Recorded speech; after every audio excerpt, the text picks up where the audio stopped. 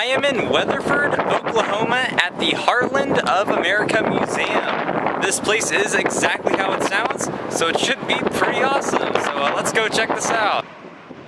This relatively new museum is located alongside I-40 and is definitely among the highest quality local museums I've ever been to.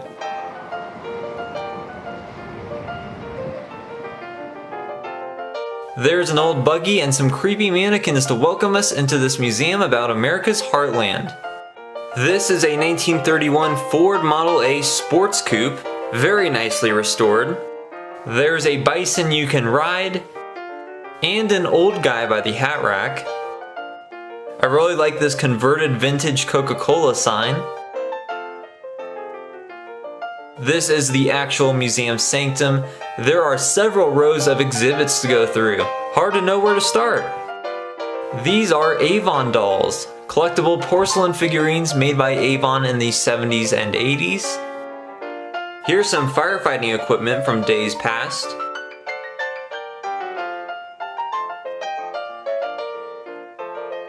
That is a fragment of stone from the Murrah Federal Building in Oklahoma City, recovered from the rubble of the horrific 1995 bombing that claimed 168 lives. Here are some historic automobiles, including some Model Ts. This museum is located near Old Route 66, which passes right through the town of Weatherford. These autos do harken back to the glory days of the Mother Road and the significance of all the traffic in this small western Oklahoma town. These are also perhaps the types of cars used by Okies to emigrate from the Dust Bowl and Gulf Plains of Oklahoma and the Texas Panhandle to the great state of California at the end of the route, just like the story told in Steinbeck's Grapes of Wrath. There's a penny farthing bike, one of the most useless modes of transportation ever invented. There's also lots of great Petroliana by the wall. Here's a 1936 F-20 Farmall tractor. That's as classic as it gets. They also have an old John Deere tractor.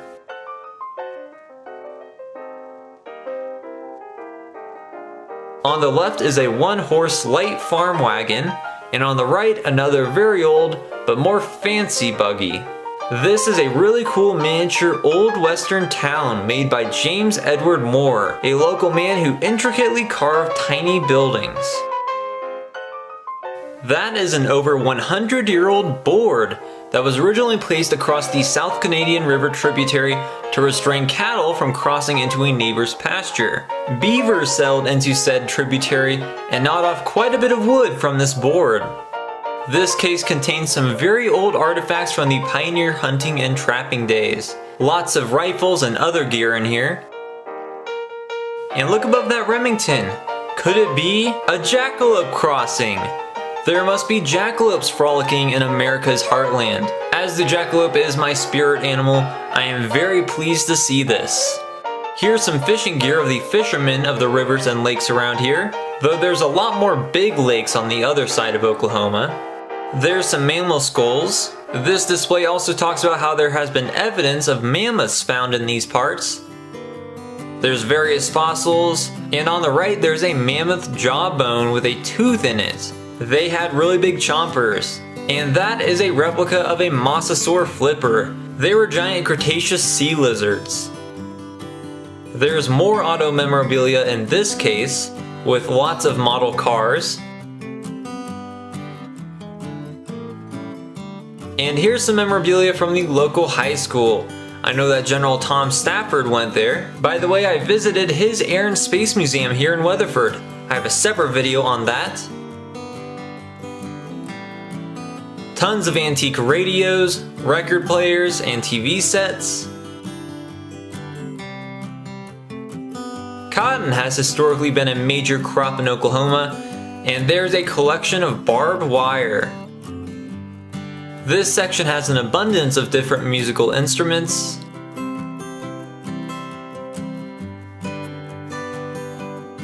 This cubicle has some info and relics on the Old West days. They have an Oklahoma Wall of Fame here, with some displays on select local celebrities. Here's Mickey Mantle of Commerce, He played with the New York Yankees and apparently hit a 600-foot home run. I don't know if he ever used this Louisville Slugger or not, it doesn't say. Of course, they have a tribute to the great humorist Will Rogers, one of the biggest celebrities of his day. I do really want to visit his museum in Claremore, Oklahoma. Here are some Native American artifacts. The Cheyenne and Arapaho Reservation is near here. And there is a wax figure of a Native American. This appears to be a veterinarian setup, with a wax vet petting a cat. And there's some medical tools and artifacts.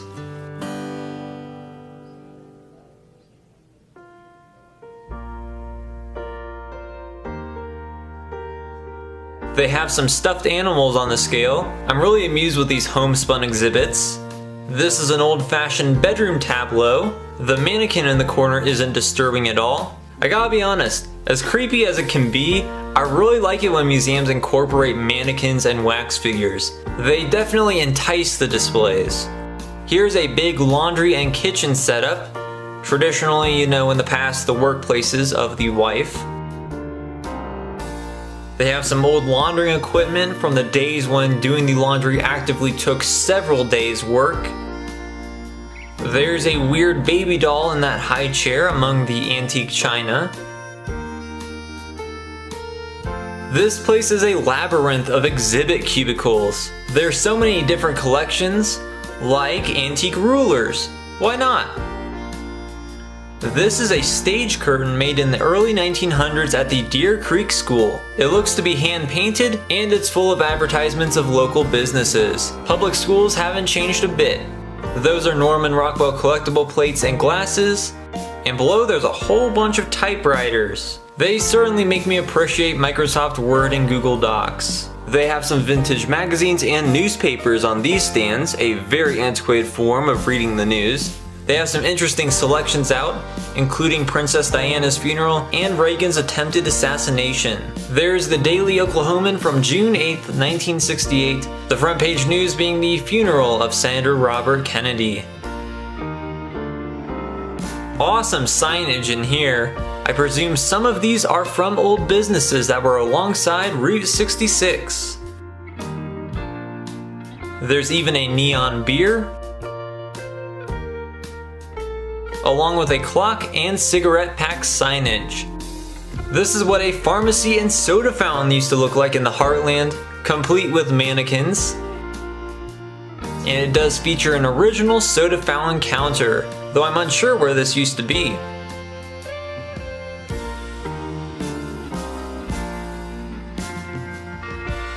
This is Oklahoma, so lots of oil and gas drilling. Here's a little display on the presidents. No real artifacts, but they do have some tiny president figurines and info on each of them. This is the old-timey barbershop and beauty shop, where women put these horrifying contraptions on their heads. These were known as the permanent wave machine, and they were used for making curls. This setup is like an old dry goods store, full of old food items and other accessories, with a mannequin cashier. I really like how this museum keeps with the old-fashioned museum style. Definitely beats more contemporary exhibit designs. Here's some stuff on the Girl Scouts, an old telephone operating machine, and a telephone booth. This is the African American history display. I do know that most towns on Route 66 in Oklahoma were sundown towns, though I'm not sure if Weatherford was one of those. Still, during Jim Crow, it was probably dangerous around here for black people. There seems to be a random assortment of stuff in here, but there's a Civilian Conservation Corps shovel on the top right. This is the pin collection of Tony Davenport. He was in an organization that liked to trade pins around, and many of these feature attractions from all over the country and even the world. Here's a collection of toys of yesteryear. You can see what the children of the past played with.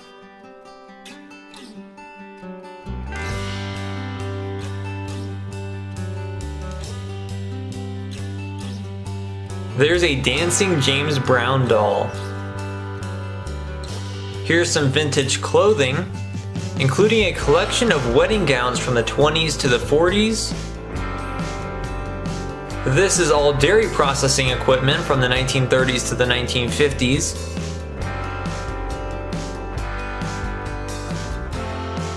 Here's a display on religion in western Oklahoma. The pioneers were largely Protestant, but there were also lots of Catholics and also some Mennonites and Jews. This case holds some crucifixes and texts from regional churches.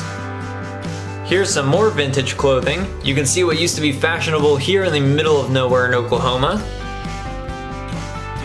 This is a funeral home display with some real mortician equipment and display coffins. Except this one appears to be occupied. There's some embalming fluid bottles and some other tools used to picket corpses.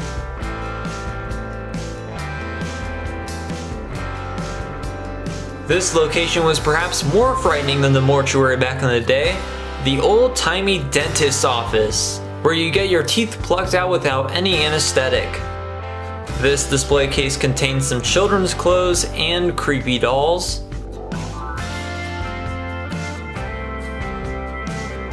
On the right is a Glen Eagles 1900 ladies golf tournament dress form, and there's a sewing machine on the left. Here's an old photography shop display, filled with all sorts of old cameras and rolls. Seeing this makes me really appreciate modern photography. I've got it so easy. This is a collection of workshop tools.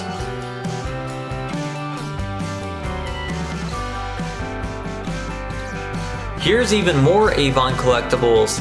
This really shows the variety of unique items they made in the 70s. In the back, there's a military exhibit featuring this classic Willys Jeep. This mannequin appears to be in a World War I era uniform, and there's lots of related memorabilia on the walls. There's some mannequins in uniform of both men and women who served during World War II. Lots of cool artifacts in here. Most of these were donated by local veterans. There's a gas mask, and I'm not sure what that thing next to it is. I know I've seen these before. It appears to depict a Japanese soldier because of the red dot, but if anyone knows what this is, please let me know.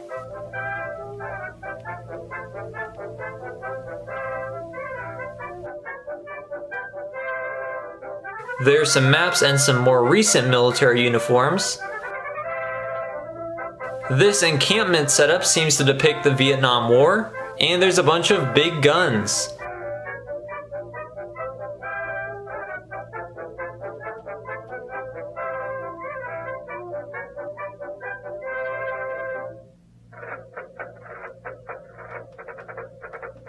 And here's some Viet Cong dummies. The exhibits here are really well done. I thoroughly enjoyed this museum, but there's some more outside. There are 3 historical buildings next to the museum that the docents can take you into. This for me is the highlight of the museum, the Porterhouse. This amazing yet tiny, streamlined mail-order Valentine diner used to sit on Route 66 here in Weatherford. Yes, this is an authentic Route 66 roadside diner left in its original condition.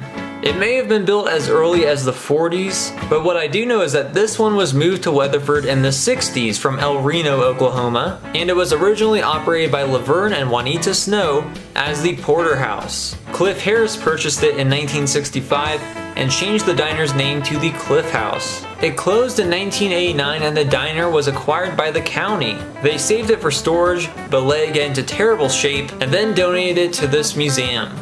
The interior has been restored to how it looked in the 1960s. Though I'm unsure how much is original, it still looks great. Of course, it was a very cramped diner, only a few seats at the counter, and the kitchen wasn't all too big either. There's some enticing fake food on the counter, and a mannequin waitress. What's even cooler is that Elvis Presley stopped by and ate in this diner at this counter 3 different times on his trips along much of Route 66 from Memphis to Las Vegas for his shows. Elvis sat and ate right here.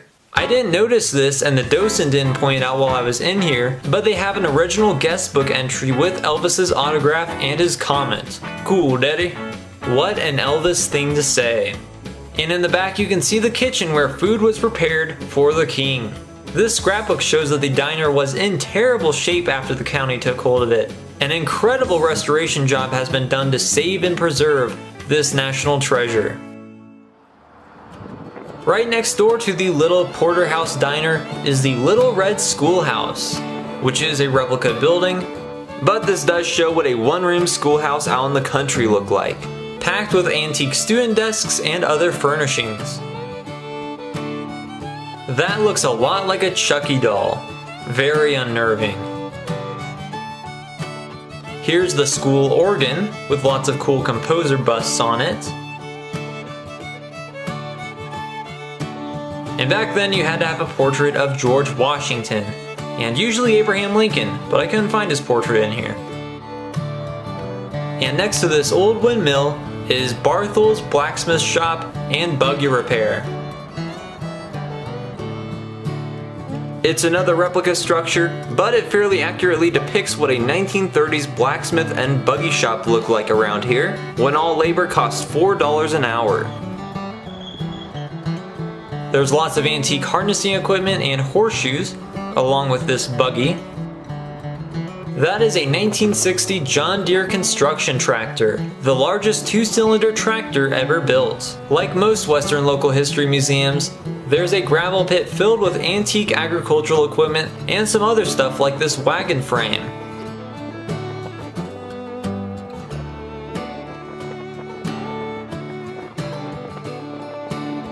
Looks like they keep the old Weatherford fire truck and ambulance on property.